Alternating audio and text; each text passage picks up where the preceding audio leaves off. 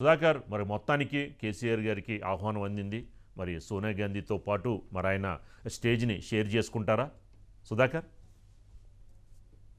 రాజు తెలంగాణ మాజీ ముఖ్యమంత్రి అధినేత కేసీఆర్ ని తెలంగాణ 10వ దశాబ్ది ఉత్సవాలకు ఆహ్వానిస్తూ ముఖ్యమంత్రి రేవంత్ రెడ్డి పంపిన ప్రత్యేక సందేశం, అదే విధంగా ఇన్విటేషన్ కార్డు, ఈ రెండు తీసుకొని వాళ్ళ నందినగర్ లోని కేసీఆర్ ఇంటికి ప్రభుత్వ సలహాదారు, అదే విధంగా ప్రోటోకాల్ ఇన్ఛార్జ్ హర్కర వేణుగోపాల్, అదేవిధంగా డైరెక్టర్ ఉన్న అరవిందర్ సింగ్, ఇద్దరు నందినగర్ లోని కేసీఆర్ ఇంటికి వెళ్లి ఆయనకు ప్రత్యేకంగా వీటిని ఆహ్వానించారు. కొద్దిసేపు కేసీఆర్ తో కూడా వారు మాట్లాడారు. మాట్లాడిన సందర్భంగా తెలంగాణ ప్రత్యేక రాష్ట్రం ఏర్పడడంలో భాగస్వామిగా ఉన్న మిమ్మల్ని కూడా ఆహ్వానిస్తున్నాం, మీరు తప్పకుండా రావాలి, ముఖ్యమంత్రి రేవంత్ రెడ్డి గారి సందేశం కూడా ఇదే అంటూ వారు తెలిపారు. వారు బయటకు వచ్చి మీడియాతో మాట్లాడారు. మాజీ ముఖ్యమంత్రి కేసీఆర్ కూడా సానుకూలంగా స్పందించారు. వస్తా అని చెప్పారు అంటూ వారు హర్కర వేణుగోపాల్ ప్రభుత్వ సలహాదారు, ఆయన ప్రోటోకాల్ ఇన్ఛార్జిగా ఉన్నారు, ఆయన మీడియాతో మాట్లాడుతూ స్పష్టం చేశారు. అంటే ఆయన మాట్లాడింది చాలా ఆసక్తికరంగా చూడాల్సి ఉంటుంది. కేసీఆర్ మొదటగా ఇన్విటేషన్ తీసుకోవడానికి వారికి సమయం ఇచ్చారంటేనే ఇది ఒక రకంగా సానుకూలమైన అంశంగా, రాజకీయాల్లో ఈ రకంగా మంచి వాతావరణంగా చూడాల్సి ఉంటుంది. వారిని అవకాశం ఇచ్చారు, ఇన్విటేషన్ తీసుకొని సానుకూలంగా స్పందించడం, అదేవిధంగా 2వ తేదీన దశాబ్ది ఉత్సవాలకు హాజరవుతారని ఆయన చెప్పడం, ఇదంతా ఒక సానుకూలమైన అంశంగా చూడాల్సి ఉంటుంది రాజకీయాల్లో. కాబట్టి మొదట వీరైతే ఇంటికి వచ్చిన వారిని గౌరవపరచడం, వారిని మర్యాద పూర్వకంగా ఆహ్వానించడం ఒక ఎత్తు అయితే, కేసీఆర్ నిజంగానే హాజరవుతారా లేదా అనేది ఒకటైతే చూడాల్సి ఉంది. రాజకీయ వర్గాల్లో ఇప్పుడు ఇది ఒక హాట్ టాపిక్ గా ఉంది, ఒక ఆసక్తికరమైన చర్చ జరుగుతుంది. రేవంత్ రెడ్డి ప్రత్యేకమైన సందేశం రాసి పంపడం, అదేవిధంగా ప్రత్యేకంగా ఇన్విటేషన్ పంపడం, ఇదంతా ఒక ఆసక్తికరమైన అంశమే. ఒకవైపు ఇది జరుగుతుంటే దశాబ్ది ఉత్సవాలకు చకచక ఏర్పాట్లు అయితే జరగబోతున్నాయి. ప్రభుత్వం సంబంధించిన అధికారులు ఎవరైతే ఉన్నారో వారందరూ ఏర్పాట్లను ప్రత్యేకంగా చేస్తున్నారు. మొదటగా గన్ పార్క్, అదేవిధంగా పరేడ్ గ్రౌండ్ తర్వాత సాయంత్రం ట్యాంక్ బండ్ పైన జరిగే ఉత్సవాలన్నింటినీ కూడా ప్రభుత్వం ప్రతిష్టాత్మకంగా తీసుకుపోతుంది, వాటిని నిర్వహించబోతుంది. సోనియా గాంధీ దీనికి హాజరవుతున్నారు. సోనియా గాంధీ తన సందేశాన్ని పరేడ్ గ్రౌండ్ లో హాజరవుతున్న వారందరికీ కూడా తన సందేశాన్ని వినిపిస్తారు. ఆ తర్వాత ముఖ్యమంత్రి రేవంత్ రెడ్డి సందేశం ఉంటుంది. ఈ సందేశాల్లో వారు ఏం మాట్లాడబోతారు ఏంటి అని ఒకటి చూడాల్సి ఉంటుంది. అదేవిధంగా తెలంగాణ జాతీయ గీతంగా ఇప్పటికే ప్రభుత్వం ప్రకటించిన 2 నిమిషాల 30 సెకండ్ల నిడివి గల జయ జయ హే తెలంగాణ అనే జాతీయ గీతాన్ని ఆ జాతికి అంకితం చేస్తారు. దానిపైన కీరవాణి ఉంటారు, అదేవిధంగా అందశ్రీ ఉంటారు. వీరితో పాటు తెలంగాణ ఉద్యమంలో పాల్గొన్న తెలంగాణ ఉద్యమకారులతో పాటు చాలా మంది అమరవీరుల కుటుంబాలకు సంబంధించిన వారు ఉంటారు. అదేవిధంగా తెలంగాణ ఉద్యమానికి ఇతోధికంగా కృషి చేసిన వారు కూడా ఉంటారు. ఇప్పటికే ప్రముఖ విద్యావేత్త చుక్కరామయ్య ఇంటికి నిన్న ముఖ్యమంత్రి రేవంత్ రెడ్డి వెళ్ళారు. ఆయనను సన్మానించి రేపు దశాబ్ది ఉత్సవాలకు హాజరు కావాల్సిందిగా చుక్కరామయ్యను కూడా కోరారు. ప్రొఫెసర్ కోదండరాం వస్తారు, వీరందరూ వస్తారు. కానీ మాజీ ముఖ్యమంత్రి కేసీఆర్ హాజరవుతారా కారా అనే దానిపైనే ప్రత్యేకంగా చర్చ జరుగుతుంది. ఎందుకంటే తెలంగాణ ఉద్యమంతో పాటు తెలంగాణ ప్రత్యేక రాష్ట్రం సాధించిన దాంట్లో కేసీఆర్ పాత్రను ఎవరు కాదనలేరు. కేసీఆర్ తన ప్రధాన భూమిక, ప్రధాన పాత్ర. తెలంగాణ జాతిని అందరినీ ఏకం చేయడంలో కేసీఆర్ కృషి చాలా పెద్దదని చెప్పవచ్చు. ఆయన కృషిని ఎవరు కాదనలేరు.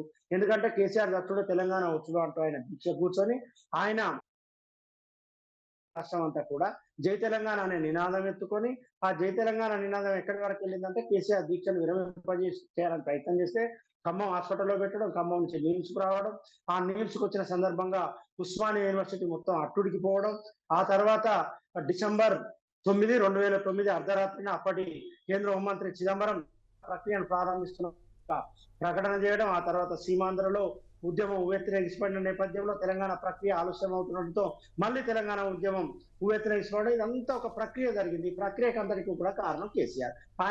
ఆయన ప్రధాన పాత్ర పోషించారు. ఆయన అన్ని రాజకీయ పార్టీలందరినీ కూడా ఏకం చేయడంలో కృషి చేశారు. విశాలాంధ్ర దృక్పథంతో ఏర్పడ్డ సిపిఐ కూడా జై తెలంగాణ అన్న పరిస్థితి ఏర్పడింది. తెలుగువారి ఆత్మగౌరవం కోసం ఏర్పడ్డ తెలుగుదేశం పార్టీ కూడా 2009లోనే తెలంగాణ ప్రత్యేక రాష్ట్రానికి మద్దతు తెలుపుతూ ఒక లేఖ ఇచ్చింది అప్పుడు యూపీఏ ప్రభుత్వానికి. ఎందుకంటే 2009లో బీఆర్ఎస్ తో, అప్పుడు టీఆర్ఎస్ తో తెలుగుదేశం పార్టీ పొత్తు పెట్టుకుంది.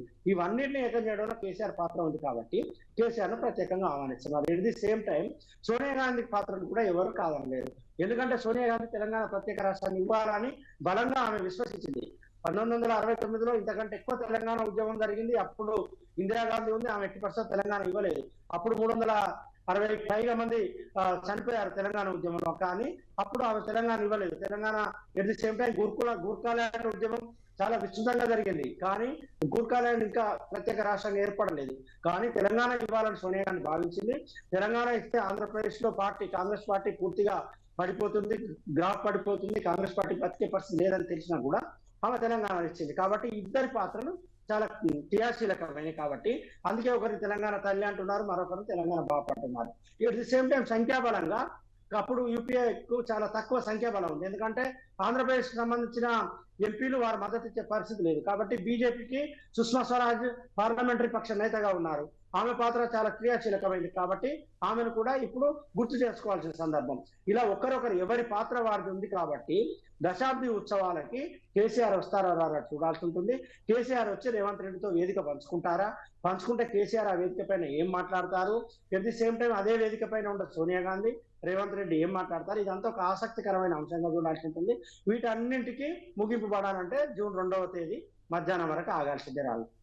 సుధాకర్, మరో పక్కన ఏదైతే కాంగ్రెస్ చేస్తుందో ఒక గీతం విషయంలో మరి మ్యూజిక్ కంపోజింగ్ వేరే వాళ్ళ చేత చేయించారని, తెలంగాణ కళాకారులను అవమానించారని అదొక అంశం బీఆర్ఎస్ లేపుతోంది. మరో పక్కన చిహ్నంలో కాకతీయుల తోరణం కానీ చార్మినార్ అంశం కానీ తీయొద్దు అన్న ఒక అంశంలో కాంగ్రెస్ విభేదిస్తున్న నేపథ్యంలో మరి ఈ రోజున కేసీఆర్ గారికి ఆహ్వానం మేరకు మరి అసలు మీరు అన్నట్టు కేసీఆర్ గారు వచ్చే అవకాశాలు అసలు ఎంతవరకు ఉండబోతున్నాయి? మరి ఒకవేళ అవకాశం కనుక వస్తే ఆయన స్టేజ్ పైన ఈ అంశాలపై ఏమైనా మాట్లాడే అవకాశం ఉంటుందా? తెలంగాణ జాతీయ గీతం ఏదైతుందో జయ జయ హే తెలంగాణకు సంబంధించి సంగీత దర్శకుడు కీరవాణి అందశ్రీ ఎంచుకుంటున్నాడు. తెలంగాణ ప్రభుత్వం కూడా ఆయనని పెట్టింది. ఎందుకంటే దానికి సంగీత దర్శకత్వం అందించాలి. ఎట్ ది సేమ్ టైం దానికి సంబంధించిన ఎవరైతే ఉంటారో సింగర్లను కూడా చూడాలి. కాబట్టి కీరవాణి దానికి వచ్చాడు. కీరవాణి వచ్చిన సందర్భంలో విపరీతమైన ఆరోపణలు వచ్చాయి. తెలంగాణ రాష్ట్రం నుంచి దర్శకులు లేరంట ఆరోపణలు వచ్చాయి. కానీ బీఆర్ఎస్ కు సంబంధించి కేటీఆర్ చార్మినార్ వద్ద ధర్నా చేశాడు. అందులో చిహ్నంలో చార్మినార్ కాకతీయ తోరణాన్ని తొలగిస్తున్నారు. ఇది సరైనది కాదు. కాకతీయ తోరణం అంటే దీనికి ఒక పెద్ద చరిత్ర ఉంది. గొలుసుకట్టు చెరువులు నిర్మించారు, దేవాలయాలు నిర్మించారు, వ్యవసాయం అంటే నేర్పించారు. కాకతీయులు వరంగల్ కేంద్రంగా 200 సంవత్సరాలు పాలించి ఈ ప్రాంత ప్రజలు సుభిక్షంగా ఉండాలని కోరుకుంటున్నారు. అది తొలగించొద్దన్నారు. చార్మినార్ అనేది కులాలు, మతాలు, ప్రాంతాలకు అతీతంగా ఇది ఒక పెద్ద చారిత్రకమైన ప్రదేశం, దీన్ని తొలగించొద్దని డిమాండ్ చేశారు. కానీ తెలంగాణ జాతీయ గీతం ఏదైతుందో జయ జయ తెలంగాణకు సంబంధించి కీరవాణి పాత్రను ఆయన ఎక్కడ ప్రశ్నించలేదు. సోషల్ మీడియాలో తెలంగాణకు సంబంధించిన ఉద్యమకారులు కానీ మరొకరు దాన్ని ట్రోల్ చేశారు. దానిపైన బీఆర్ఎస్ పార్టీ అధికారికంగా ఇక్కడ స్పందించలేదు.